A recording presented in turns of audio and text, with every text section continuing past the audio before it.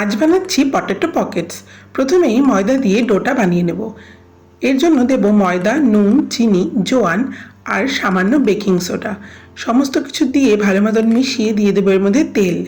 তেল দিয়ে ভালো মতন ময়ান দেওয়ার পরে এর মধ্যে অল্প অল্প করে জল দিয়ে নরম করে একটা ডো বানিয়ে সাইডে রেখে দেবো। এবার বানাবো এর পুর।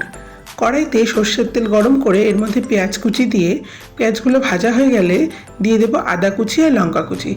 এবার সেদ্ধ করে স্ম্যাশ করে রাখা আলু, জোয়ান, লঙ্কার গুঁড়ো, হলুদ গুঁড়ো, জিরের গুঁড়ো আর ধনিয়ার গুঁড়ো দিয়ে ভালো মতন মিশিয়ে দিয়ে দেবো নুন। এবারে পুরটা ঠান্ডা হতে দেবো। অন্যদিকে ডোটা থেকে লেচি কেটে লেচিগুলোকে পাতলা করে বেলে এর মাঝে আলুর পুরটা রেখে চারদিক থেকে জল দিয়ে ভালো মতন সিল করে একটা চৌকো আকার গড়ে নেব। এবারে কড়াইতে সাদা তেল গরম করে এই গড়ে রাখা পটেটো পকেটসগুলো দিয়ে ভালো মতন ভেজে নিলেই আমাদের রেসিপিটি তৈরি। Thank you.